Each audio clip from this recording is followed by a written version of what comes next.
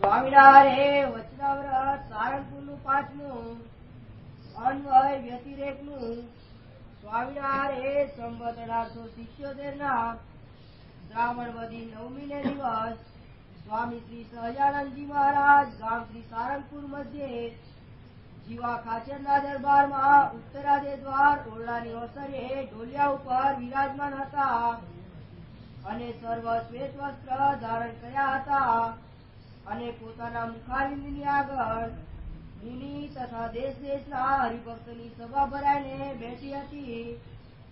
પછી મુક્તાનંદ સ્વામીએ પ્રશ્ન પૂછ્યો છે, વાસનાની નિવૃત્તિ થયાનો એવો શો જબરો ઉપાય છે જે એક ઉપાયને વિશે સર્વ સાધન આવી જાય? પછી શ્રીજી મહારાજ બોલ્યા છે, જેને શ્રદ્ધા તથા હરિ અને હરિજનના વચનના વિશે વિશ્વાસ તથા ભગવાનને વિશે પ્રીતિ તથા ભગવાનના સ્વરૂપનું મહાત્મ્ય એ 4 વાના જેના હૃદયમાં હોય તેની વાસના નિવૃત્તિ થઈ જાય છે. વાસના નિવૃત્તિ કરવાનો ઉપાય મહારાજ બતાવ્યા. વાસના નિવૃત્તિ કરવી હોય તો 4 વાના મહારાજ બતાવે. 4 વાના કયા કયા બતાવ્યા? એક તો શ્રદ્ધા બતાવી. દરેકમાં શ્રદ્ધા પહેલી આવે.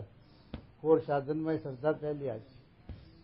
શ્રદ્ધા વગર કોઈ કામ સિદ્ધ થાય નહીં. વ્યવહારનું હોય કે મોક્ષનું હોય કે ગમે તે, પણ શ્રદ્ધા વિના કોઈ કામ સિદ્ધ ન થાય. પહેલી શ્રદ્ધા જોઈએ. વ્યવહારમાં શ્રદ્ધા હોય તો કાર્ય બને ને કે ન બને. એટલે મારે પહેલી શ્રદ્ધા બતાવશે. પછી બીજું શું બતાવ્યું? હે, વિશ્વાસ હોય તો કામ થાય. પાછું બીજું શ્રદ્ધા અને સત્પુરુષના વચનને વિશે, શાસ્ત્રના વચન વિશે વિશ્વાસ હોય કે આ વાત છે એ સત્તરાની છે અને મારા હિતની છે. એમ જો વચનમાં વિશ્વાસ હોય તો એ કામ થાય. શ્રદ્ધા, વિશ્વાસ, બીજું ત્રીજું પ્રીતિ, હેત. આપણા સ્વામીમાં હેત હોય તો સ્વામીના વચન, સ્વામી કે આ વાતો સદી અક્ષરધામની છે, પણ કોને સુખ આવે, કોને સારી લાગે? ગુણાતી સ્વામીનો શબ્દ છે ને, કે જેને હેત હોય સ્વામીમાં એને એ વાતો સારી લાગે. હેત ના હોય એને એ વાત સારી લાગે નહીં. ગમે તેવી સારી હોય તો, ગમે તેવી હોય તો. એટલે હેત, વિશ્વાસ અને શ્રદ્ધા 3, અને ચોથું મહાત્મ. હે, મહાત્મ. એમાં મહારાજ કે મહાત્મ હોય તો તેમાં 3 આવી જાય. મહિમા હોય તો પેલા 3 આવે. શ્રદ્ધા ના હોય તો જાગે. મહિમા અસત્ય માધ્યમ હોય તો. અને આપણને સતી પૈસાનું માધ્યમ છે તો શ્રદ્ધા નહીં જાગતી. જે બધા જાય પરદેશમાં કેવું જાય? દેશ પરદેશ જાય, રાત તડકો ભૂખ તરસ વેઠે, સુખ દુઃખ વેઠે, સંબંધીઓ કુટુંબીઓને પડ્યા મેલા આવીને ભાગે. એ પૈસા કમાવા સારું જાય છે ને, કારણ કે પૈસાનો મહિમા છે કે પૈસામાંથી આ બધો સજે વ્યવહાર ચાલે છે. પૈસામાંથી બધા વિષયો ઉત્પન્ન થાય છે. માટે પૈસા હોય તો સજુ બધું કામ થાય છે. શું કીધું તો? શ્રદ્ધા, વિશ્વાસ અને પ્રીતિ અને માધ્યમ. એ માધ્યમમાં મહારાજ કે શ્રદ્ધા પહેલી હોય તો મહારાજે 55 પહેલા વચનામાં લખ્યું કે શ્રદ્ધા અને લોભ 2 હોય તો તે ભગવાનના સુખને મેળવી શકે. જેમ પૈસા મેળવવામાં શ્રદ્ધા અને લોભ 2 જોઈએ. શ્રદ્ધા હોય પણ લોભ ના હોય, શા જીવ્યા સારું ભેગું કરવું તો ના એ સાથે કમાવા જવાય, કમાણી ન કરી શકે. અને લોભ હોય પણ શ્રદ્ધા ન હોય, કમાવું છે અને પૈસા ભેગા કરવા પણ શ્રદ્ધા ન મળે. માટે મહારાજ 2 લખ્યું કે ભગવાનના સુખને જેને મેળવવું હોય, ભગવાનના સુખને જેને પામવું હોય એને શ્રદ્ધા અને લોભ 2 જોઈએ. ભગવાનના સત્પુરુષમાં આપણને જેટલી છે તે પ્રીતિ મહિમા એટલો એમનો વિશ્વાસ. અને વિશ્વાસ હોય તો પછી શ્રદ્ધા આવે, સબજા ગયા. મહારાજે તે શ્રદ્ધાનું મહિમાનું બતાવ્યું. મહિમામાંથી શ્રદ્ધા બધું લોભ આવે છે અને મહિમા શું છે? જેમ સુવર્ણનું દ્રષ્ટાંત આપ્યું ને મહારાજે કે હોનું છે એનો મહિમા છે કે 1 તોલામાંથી 2000 રૂપિયા પાકે, એવો મહિમા છે. તેનું કેટલું જતન કરે.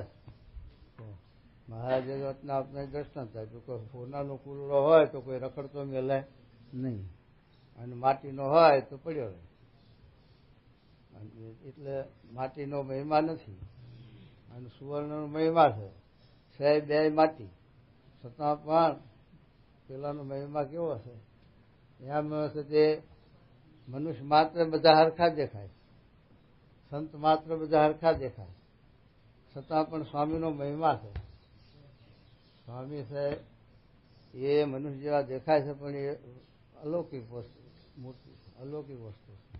આ ભવસાગરનું નાવ છે, આપણને ભવસાગર તારે છે, એટલે એનો મહિમા છે. એટલે એનો છે તે જતન થાય. મહિમા હોય તો હેત થાય, હેત પ્રીતિ. મહિમા હોય તો હેત થાય, પ્રીતિ થાય, અને હેત હોય તો વિશ્વાસ આવે, અને વિશ્વાસ હોય તો વચન મનાય, અને શ્રદ્ધા પણ જાગૃત થાય. માટે આ સત્સંગ એટલે શું? સત્પુરુષ મહાત્મ બુદ્ધિ એટલો સત્સંગ લખ્યો. આ બધું એ સત્સંગ કંઠી તિલક ને ચાંદલો એ સત્સંગ નથી. આ બધું સ્થાન છે તો એ સત્સંગ નથી. જો સત્પુરુષમાં આત્મબુદ્ધિ નથી તો, અને સત્પુરુષમાં આત્મબુદ્ધિ છે તો સત્સંગ થતો. અને આ છે મારે કે સેવા ચાકરી કાલે પેલા રાજા આવ્યું ને જાદવોનું, કે કૃષ્ણ ભગવાનની સેવા જાદવો કરતા, પણ કેવી કરતા? રાજા જાણે. અને રાજા જાણી સેવા કરે એ મહિમા ન કહેવાય. અને છે તે મહાત્મ્ય સહેજ જો છે તે કૃષ્ણ ભગવાનની સેવા કરી હોત તો ઉદ્ધવના ઘોડે આગળ આવે બધા ભક્ત લખી જાય. એટલે રાજા જાણીને આ મંદિરમાં આપણે સેવા કરતા હોઈએ, પણ જો સ્વામીમાં આત્મબુદ્ધિ, હેત, વિશ્વાસ ના હોય મહિમા, તો પછી એવું થયું, દાળિયા જેવું થયું. દાળિયા આખો દાડો સેવા કરે, મજૂરી કરે, દાખલો કરે.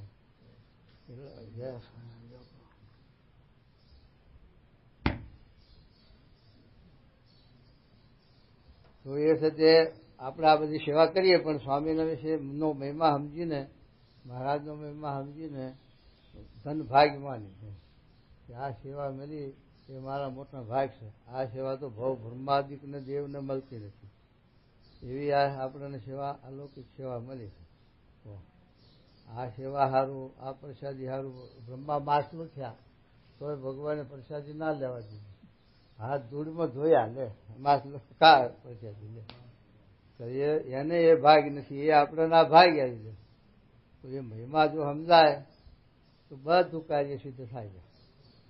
મહિમાની જેટલી ખામી એટલું સત્સંગમાં તે આગળ ન અવાય, એટલું છે તે ભાવ ન ટળાય.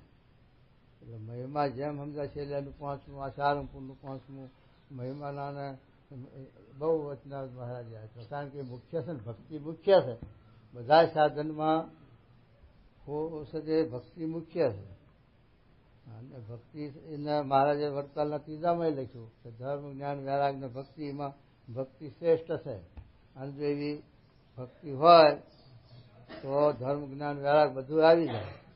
પણ કેવી ભક્તિ? તો મહારાજે ગોપીઓના જેવી લખી, પરશુરાજાને જેવી લખી, એવી મહાત્મ જ્ઞાને સહિત ભક્તિ હોય. મહાત્મ્યનું જ્ઞાન, એક તો જ્ઞાન ભગવાનના સ્વરૂપનું જ્ઞાન, ત્યાં મળ્યા એ નિશ્ચય, એ જ્ઞાન. અને એ ભગવાન કેવા છે? એને કાળ જેવા ન જાણે, કર્મ જેવા ન જાણે, માયા જેવા ન જાણે, સ્વભાવ જેવા ન જાણે, અને સર્વના નિયંતા, સર્વથી પર જાણે. અને એના અનંત કોટી બ્રહ્માંડમાં પાંદડું પણ કોઈ હલાવવાની સમર્થ નથી. જેની મર્યાદામાં સૂર્ય, ચંદ્ર, તારા અને સમુદ્ર અને દેવતાઓ બધા જેની મર્યાદામાં, જેની આજ્ઞા મળે છે. અને એવા જે ભગવાન એનું માધ્યમ છેલ્લાના 39માં એ લખ્યું. અને બધે મહારાજનો મહિમા લખ્યો છે. એ પ્રમાણે જો જીવમાં આપણને મહિમા ઉતરે તો સતે મહાત્મ જ્ઞાને સહિત ભક્તિ થાય. અને મહાત્મ જ્ઞાને સહિત ભક્તિ હોય તો એ કોઈ દાડો નાબૂદ થાય નહીં. અને મહિમાની વિનાની ભક્તિ મહારાજ ખાઈ જ રોગ જેવી લખી. મહિમા ના હોય એ પડી જાય ભક્તિમાંથી અને સત્સંગમાંથી. અને મહિમા વિના વર્ધી પણ ન પમાય. એમ છે. આપણે આ બધી સેવા કરતા હોય પણ મહિમા વિનાની કરતા હોય તો પછી હાથી તાળીએ જેવું છું. અને એ પછી ચારધાર ભક્તિ પાર પડે નહીં, એ સેવા પાર પડે નહીં. એમાં સાથે જાપરી થાય. અને મહિમા હોય તો જાપરી ન થાય. દાદાજીએ નવો રંગ, ચડતો રંગ, દાદાજીએ ઉત્સાહ, પ્રેમ એવો ને એવો જાગતો જાય. જો મહિમા હોય અને હેત હોય તો. માટે સુધી આપણને જેમ મહારાજનો સ્વામીનો મહિમા જેમ જેમ વધુ સમજાય અને વધુ સાથે એમના વિશે હેત થાય એ ઉપાય કરવો, એવો સમાગમ, એવો સત્સંગ કરવો. અને એને કરીને આપણો સત્સંગમાં અચળ પાયો થાય. બાકી સાથે સત્સંગમાં બીજો રહેવાનો ઉપાય નથી. આ ગ્રસ્ત છે અને સત્ય કુટુંબમાં પડી રહ્યા છે. વ્યવહાર કોઈના બધાના હરખા હોતા નથી. સુખ દુઃખ હોય છે, દાડી મજૂરી કરવી પડે છે, માણ રોટલા ભેગા થાય તોય પણ એકબીજાનો મહિમાન હેત છે સંબંધનું, તો બધા ખોરડા પડ્યા રહે. 5 માણસ, 10 માણસ, 15 માણસ હોય પણ ઘરમાં બધા પડી રહી અને હવની રીતે મજૂરી દાખલો કરી અને 5 પૈસા કમાઈ, 2 દાણા કમાઈને રોટલા ખાઈ અને પડ્યા રહેશે. કોઈ સાથે કોઈને બીજાને અભાવ ગુણ આવતો નથી અને સાથે નોખા પડતા નથી. છાથી કે એ સાથે મહિમા છે, સંબંધનો હેત છે, એને લઈને બધા પડી રહે. તો એવું સુખ દુઃખ છે તોય એ તો એવી રીતે જો મહારાજ કહે છે કે આપણને જો એવો મહિમા સમજાય તો સત્સંગમાં અચળ પાયો થાય અને સત્સંગમાંથી પડાય નહીં. જો આ આટલું આપણે હોય તો. માટે બધું એ મૂકીને સત્પુરુષનું જેમ જેમ આપણને હેત વધુ થાય એમનો મહિમા વધુ સમજાય એવી રીતે આપણે એનો ઉપાય કરવો. અને એમાં સાથે મનની વૃત્તિ જોડી દેવી. પછી એના હા બધું થશે, સેવાય થશે. મહિમા હશે તો સેવા થશે અખંડ. અને મહિમા ન હોય તો સેવા કરતા હશું તોય પણ થતી પડી રહેશે. એટલા માટે મહારાજ શું કહે છે જો હા 4 વાના હોય, એક તો શ્રદ્ધા, વિશ્વાસ, પ્રીતિ અને માત્ર. આ 4 વાના હોય તો શું થાય? તેમાં પણ જે માત્ર અતિશય જળ હોય તો શ્રદ્ધા તથા વિશ્વાસ તથા પ્રીતિ એ 3 દુબળા હોય તો પણ મહાબળવાન થાય છે. શ્રદ્ધા અવિશ્વાસ પેલો હોય, મહિમા માધ્યમ હોય તો બધું તણે આવે. શ્રદ્ધા મળી હોય તો શ્રદ્ધા જાગે, તો હેત ના હોય તો હેત થાય.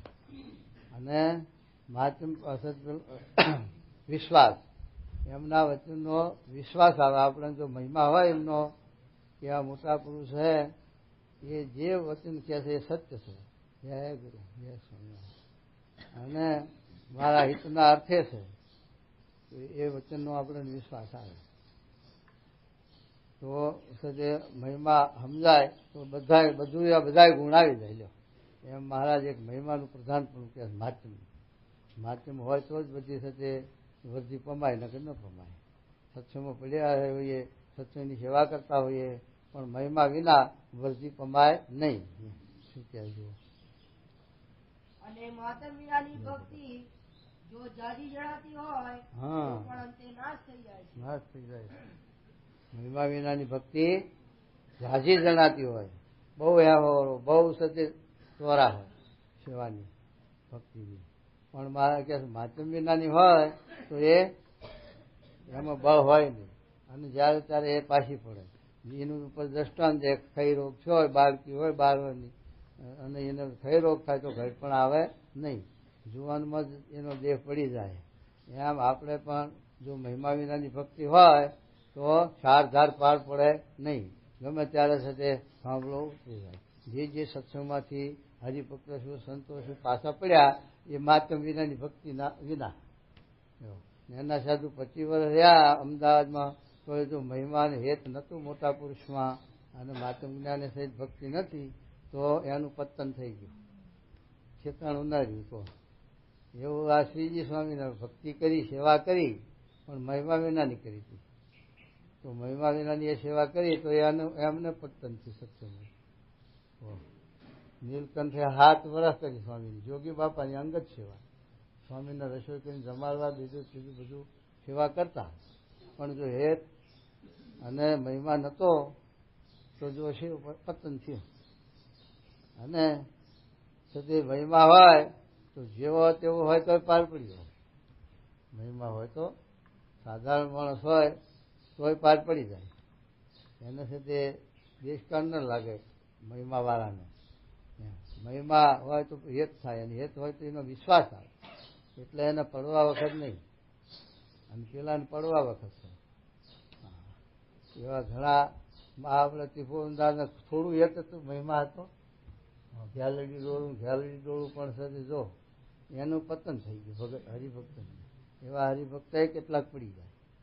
જો હરિ તો શું કહે જુઓ મહારાજ, જેમ 10-12 વર્ષની કન્યા હોય ને તેને ક્ષય રોગ થાય, પછી તે કન્યા યુવાન થયા વર્ષ મરી જાય, પણ યુવાન થાય નહીં.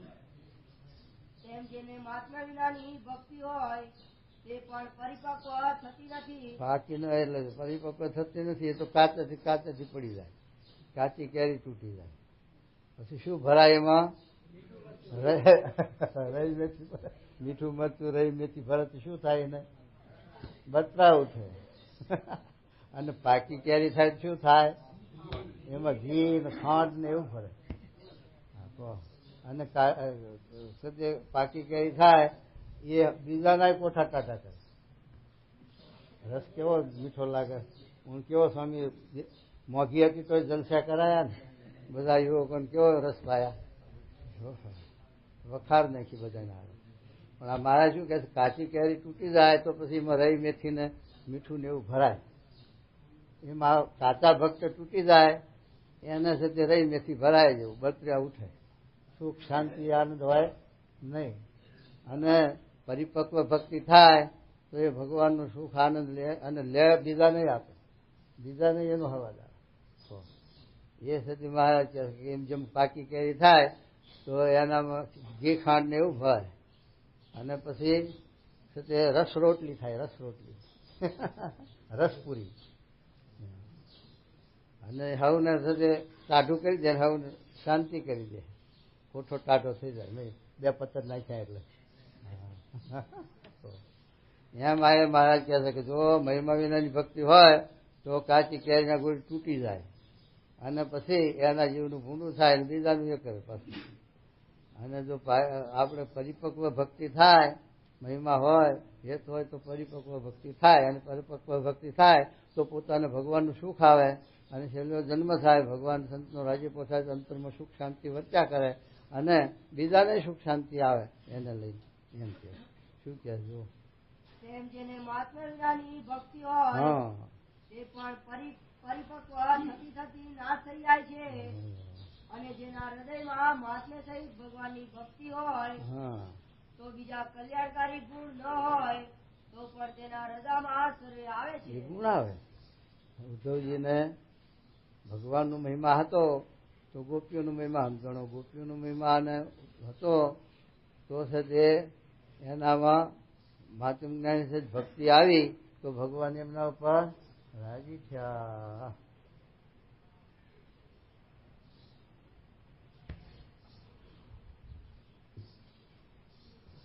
તો શું કહેવું? અને જો મહાત્મ્ય સહિત ભક્તિ જેના હૃદયમાં નથી તો સમદવાદી જે કલ્યાણકારી રૂડા ગુણ તે તેના હૃદયમાં છે તો પણ નહીં જેવા છે. નહીં જેવા છે હોય તો ટળી જાય. પછી થોડા ઘણા હોય આયા હોય મય તો ટળી જાય. થોડું ઘણું પાણી તલાવડામાં થયું સુકાઈ જાય. સદી શિકાર ન ભરાણું હોય ત્યાં સુધી થોડું ઘણું આવ્યું હોય તો સુકાઈ જાય 4-8 દાડામાં. રોજ ભરાણું હોય તો રહે કે ના રહે.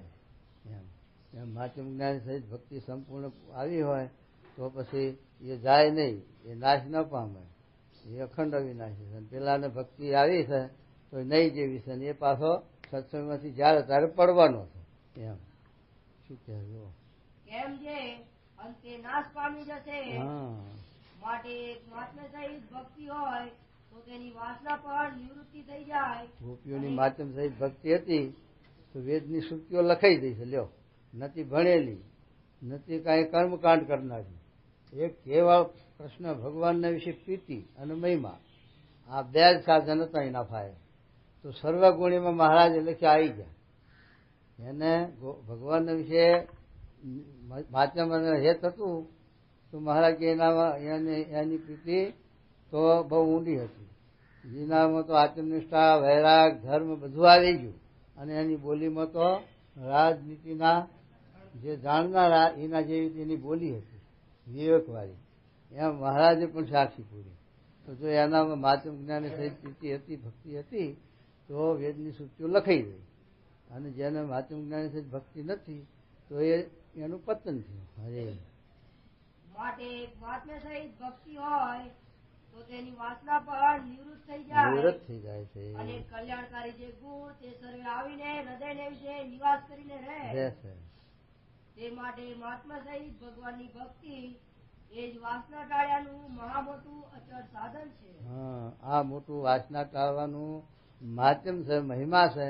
એ વાસના ટાળવું, કારણ કે ભગવાનમાં વાસના બંધાય. માધ્યમ હોય તો ભગવાનમાં વાસના બંધાય તો જગતની વાસના એના હાથે નાબૂદ થઈ જાય. એમાંથી આપણી વચ્ચે તૂટી જાય. જેમ છોકરાના હાથમાંથી આપણે કઈ વસ્તુ લેવી હોય પણ એને પ્રિય વસ્તુ આપી, ટીકડી બીકડી, તો પેલી વસ્તુ મૂકી દે, એમાંથી એને મોહ તૂટી જાય, હેત મટી જાય. એમાં આપણે જગતમાં હેત છે, જગતના પંચવિષયમાં આસક્તિ થાય. તો જો ભગવાનમાં આસક્તિ થાય, ભગવાનમાં સાથે મહિમા સમજાય અને એમાં માધ્યમ સહિત ભક્તિ આવે તો આ જગતની વાસના નાબૂદ થઈ જાય એના હાથે. બીજું કાંઈ દાખલો ન કરવો પડે. તપ કરીને હુકાઈ જાય તોય જે નાબૂદ ન થાય. 60 તપ કર્યા અને યોગ સાધ્યા, યજ્ઞ કર્યા. પેલા ચાંગ દેવે કેટલું કર્યું હતું, એને અષ્ટાંગ યોગે સિદ્ધ કર્યું હતું, સિદ્ધિઓ બધી મેળવી હતી, બધું હતું. પણ એના હૃદયમાં ભક્તિ અને જ્ઞાનદેવનામાં ભક્તિ હતી. તો જ્ઞાનદેવના પાસે આવવું પડ્યું એને.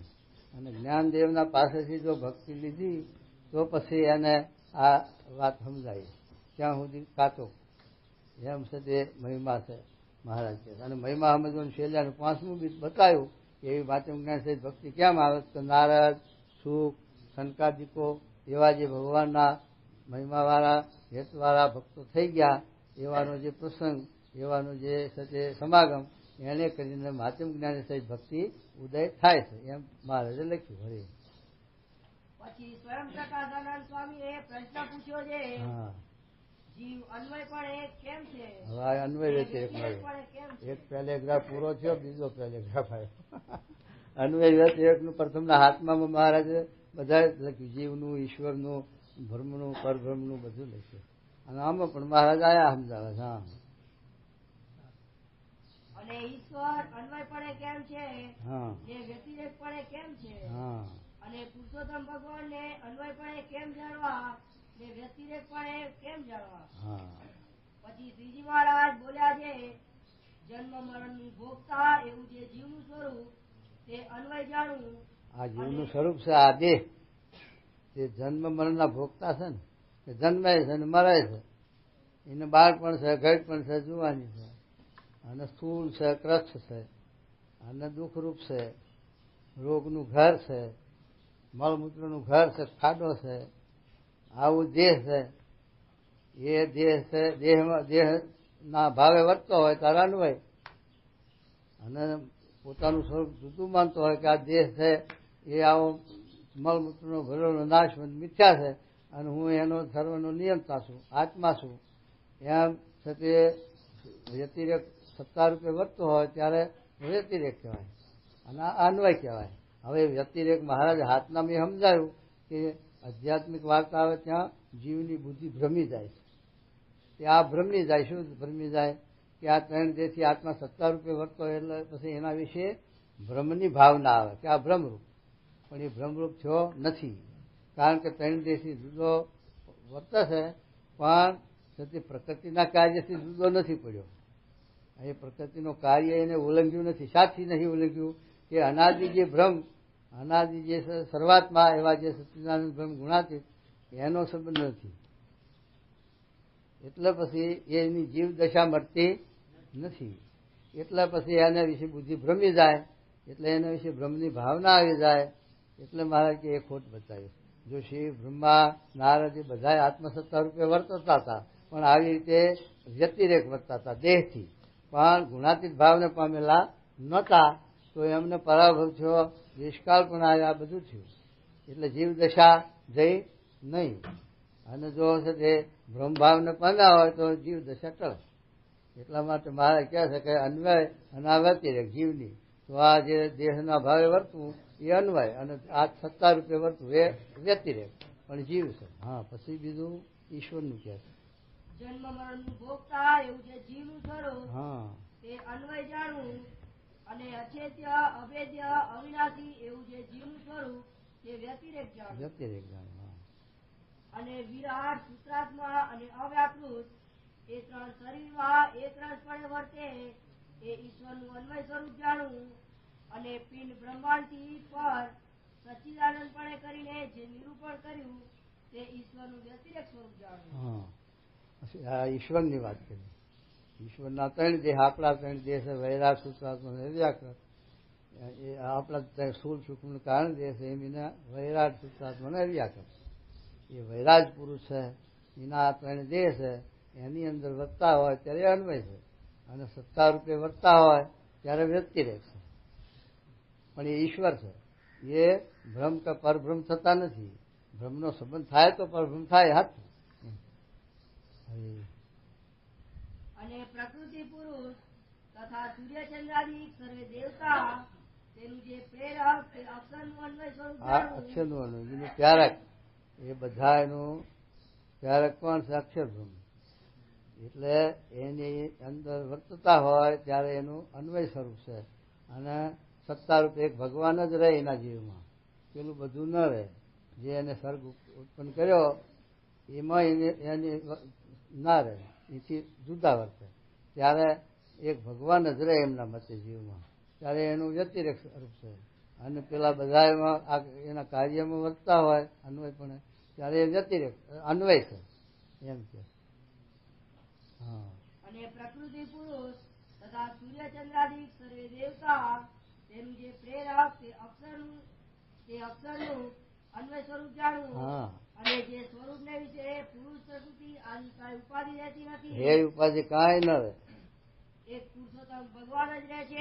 એક ભગવાન પુરુષોત્તમ નારાયણ જ અક્ષરના મતે રહે, ત્યારે એમનું વ્યતિરેક સ્વરૂપ જાણવું. એ અક્ષરનું વ્યતિરેક સ્વરૂપ છે. વાહ. અને બદ્ધ જીવ તથા મુક્ત જીવ એ બે ના હૃદયમાં સાક્ષી રૂપ થતા રહ્યા છે.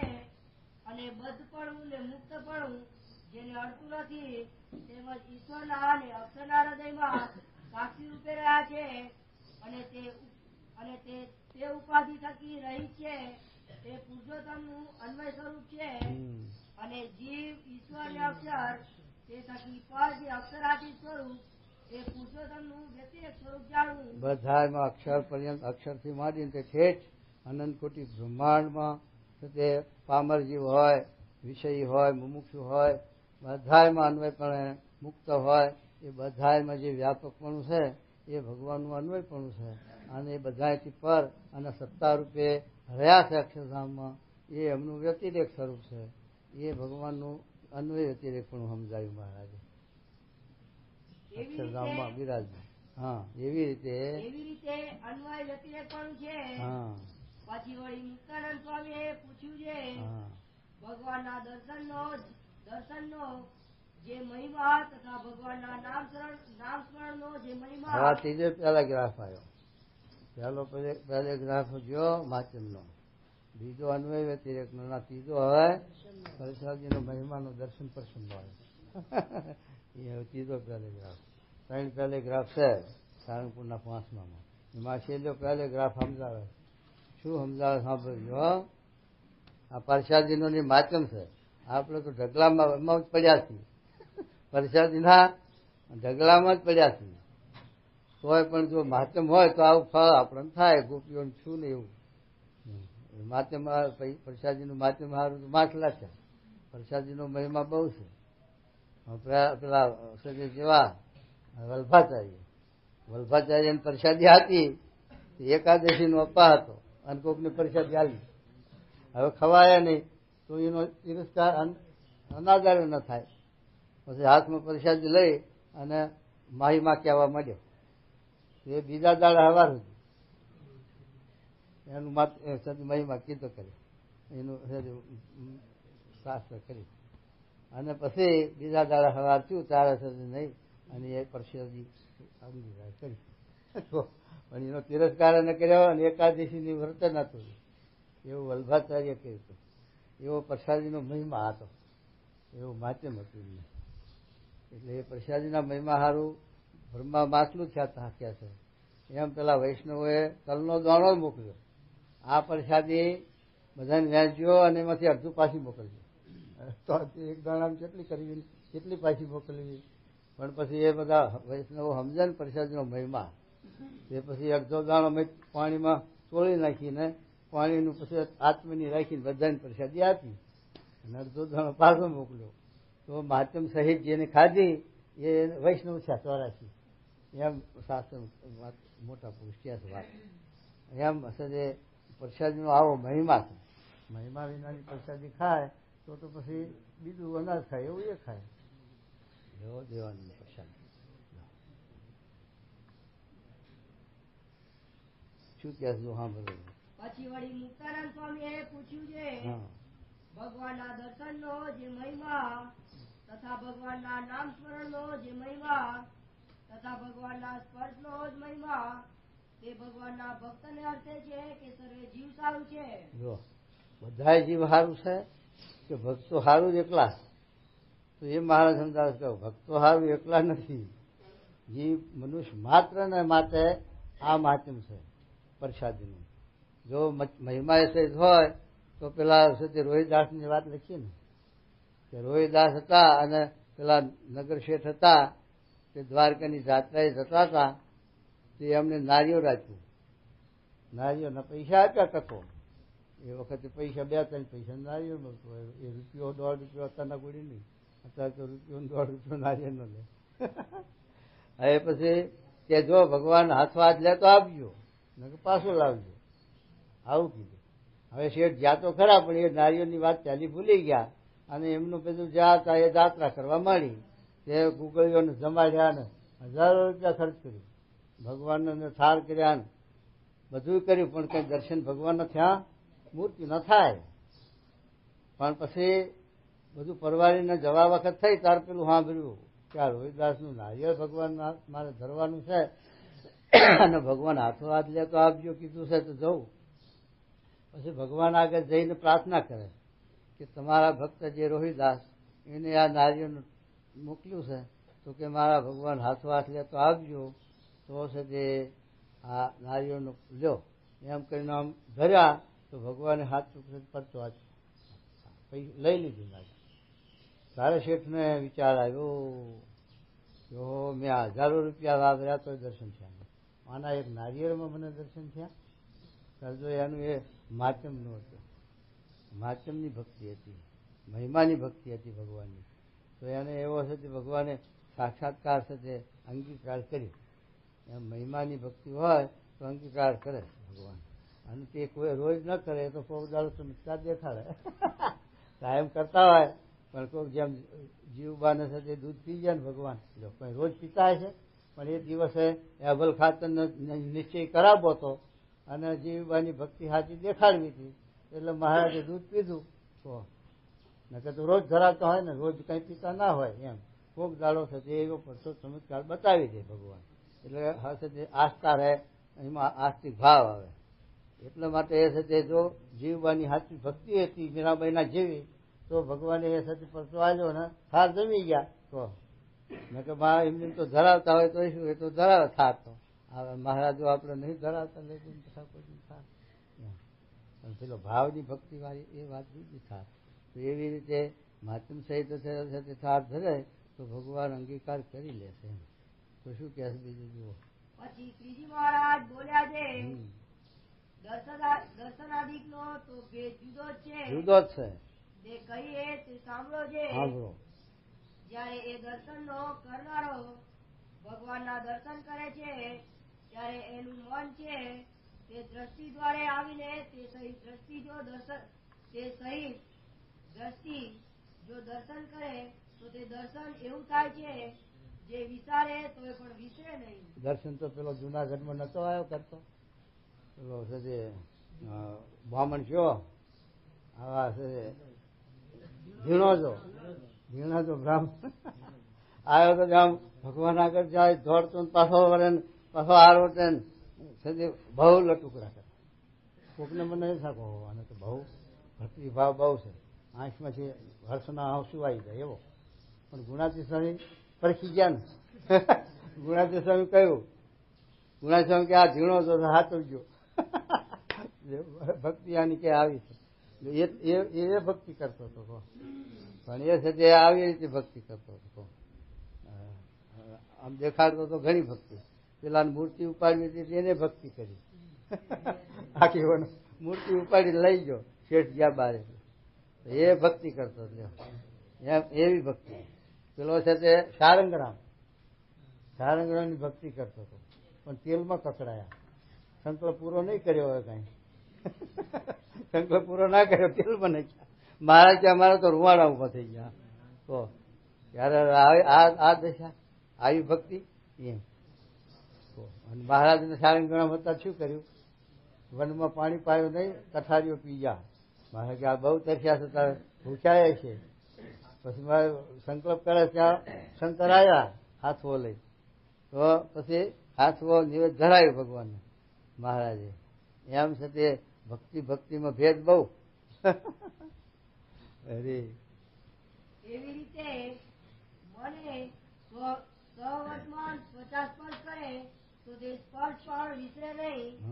જેમ ગોપાંગનાઓના ભગવાન પ્રત્યે ભગવતમાં વચન છે જે હે ભગવાન, જે દિવસથી તમારા ચરણનો સ્પર્શ થયો છે તે દિવસ થકી તમ વિના જે સંસારના સુખ છે તે અમને વિષ જેવા લાગે છે.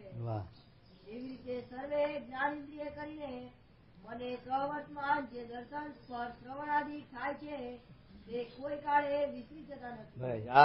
આ છે દર્શન એ બધા મનુષ્યના માટે મહારાજ લખે કે એકલા ભગવાનના ભક્તો હોય એના માટે નહીં, પણ દરેક મનુષ્ય જો આવી રીતે મહિમાએ સહિત અને પ્રેમથી ઉત્સાહથી આવી રીતે ઇન્દ્રિયો અંતઃકરણ અને મન જીવ એ સદાશિત થઈને જો એમાં દર્શન કરે તો એનો પછી એને સાક્ષાત્કાર થાય અને એ પછી ભૂલાતું નથી અને એનું ફળ એને અલૌકિક થાય છે.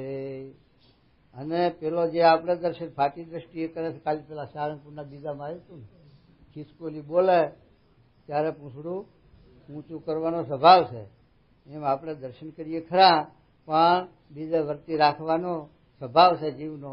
એટલે બીજા જોવે, કોઈ માણસ આવે, કોઈ કૂતરું આવે, ખડખડે. આ તો આપણે તો દર્શન ઉપર જ આપણી, નીચે દર્શન હોય તો આવે જનાવર, ઉપર તો જનાવર કૂતરું કૂતરું આવે નહીં, કઈ માણસ આવે દર્શન કરનારા બધા, પણ એને લઈને બીજા વર્તી જાય આપણી, અથવા તો વાતો ચિત્તમાં જાય, ગપ્પામાં જાય, કાંઈ કહેવાનું. પણ એક કોઈ દર્શન કરતા જાય અને એક કોઈ આ કરતા જાય તો બેમાંથી એકનું ભલીવાર ના આવે.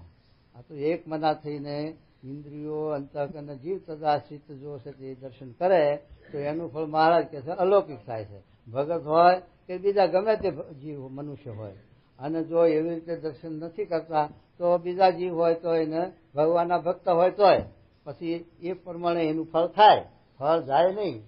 એટલો સતી આસ્તિકતા છે એટલે કઈ ફળ જતું નથી, પણ ફળમાં ભેદ પડી જાય. પેલું સત્ય અલૌકિક ફળ થાય અને આ સત્ય સંસ્કાર લાગે, એટલો ફેર પડે. હા, શું કહેજો? જેમ અજ્ઞાની જીવ હોય તેને મને સ્વવર્તમાન જે પંચ જ્ઞાનેન્દ્રિયો તેને કરીને જે વિષય ભોગ્યા હોય તે વિચારે તો પણ વિસરે નહીં, ના વિસરે. એવા જે છે તે ઇન્દ્રિયો અંતઃકરણ જીવ જો જે વસ્તુ જાય પછી એ ભૂલાય નહીં. માયિક હોય તો એ ન ભૂલાય ને. એ વખતે માયિક હોય પણ એમાં આપણી ઇન્દ્રિયો એકલી જાય તો વાંધો નહીં, પાછી ભૂલાય. અંતઃકરણ જાય તો ભૂલાય, પણ જીવ ગયો એટલે ચોટ્યું, જીવમાં નચકી થઈ ગયું. પેલા જેમ લટકું, પેલા બાવા કલ્યાણદાસનું લટકું 40 વર્ષે ના ગયું એ જીવમાં થઈ ગયું, કહેવાય જીવમાં ચોટી ગયું એટલે એ ભૂલાણું નહીં. અને જો છે તે ઇન્દ્રિયોમાં એકલું હોય તો ભૂલી જાય. એટલા મારે શું કહે છે? જો તેવી રીતે ભગવાનનું પણ મને સહવર્તમાન જે દર્શનાદિક કરે છે તેને દર્શનાદિક જાણવું, અને બીજાને તો દર્શન થયું છે તો એ પણ ન થયા જેવું છે. થયા જેવું છે એટલે સંસ્કાર તો થાય, સંસ્કારમાંથી તો જાય નહીં, પણ એ ફળ એવું અલ્પ, ન કર્યા જેવું. આપણે પ્રસાદી ખાઈ પણ માધ્યમ વિનાની ખાઈએ તો પથ્થર ભરીને ખાવ ને તો એનું ફળ અલ્પ. અને સહેજ એક તલનો દાણો, અડધો ભાતનો ચોખ્ખો મેર્યો હોય, અરે પાણી આ પથ્થરનું હોય સાંટો તોય પ્રસાદી, તોય પણ જો મહિમા હોય તો આપણને નિર્ગુણ કરી દે. જો અને પછી લાડવાની પ્રસાદી લઈએ તો નિર્ગુણ ના કરે મહિમા વગર, જો એમાં પછી ખાવાનો હવાજ હોય તો.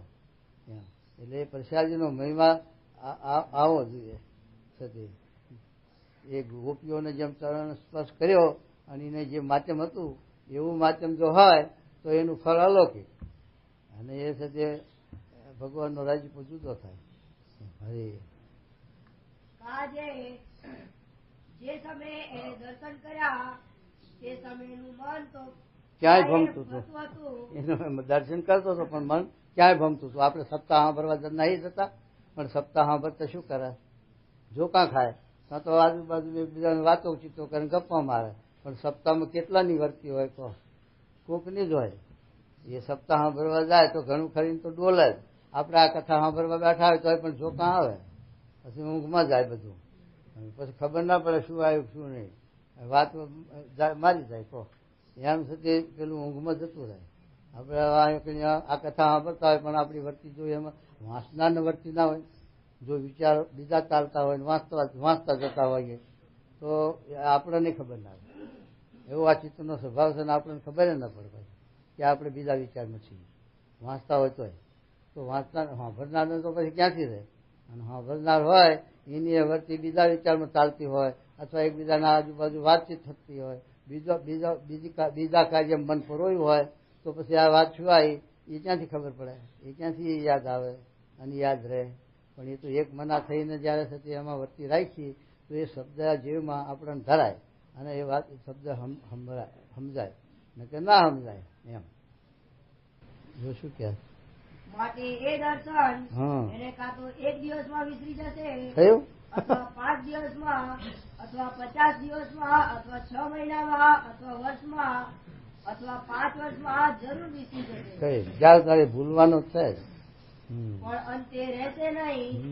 માટે જે મહાત્મા જાણીને અતિશય પ્રીતિએ કરીને મને સહિત દ્રષ્ટિઆદિક જ્ઞાનેન્દ્રિય કરીને દર્શન સ્પર્શાદિક કરે છે તેને તેમનું ફળ છે. અને બીજાને તો જે પરમેશ્વરના દર્શનાદિક થાય છે તેનું જ બીજબળ થાય છે. બીજબળ એટલે સંસ્કાર, બીજબળ થાય છે એટલે સંસ્કાર થાય છે. એટલે એનું આગળ થોડો વૃદ્ધિ પામશે. 1 જન્મે 2 જન્મે 5 જન્મે ગીતામાં લખ્યું એમ અનેક જન્મે એમ વૃદ્ધિ પામશે. અને પેલાની વાત છે શ્રદ્ધાવાનની વાત આવી. શ્રદ્ધાવાન લપતે જ્ઞાન, એને આવી રીતે ઇન્દ્રિયો જીવ છે એમાં પરોવી જાય તો એને સાક્ષાત્કાર થતો વાર લાગે નહીં. નાના દેહ છે તે સિદ્ધ થઈ જાય. અને યથાર્થમયમાં તો જે મને સહવર્તમાન દર્શનાદિક કરે છે તેને અર્થે છે. ઇતિ વચનામૃતમ એમ સારંગપુરનું 5મું થયું.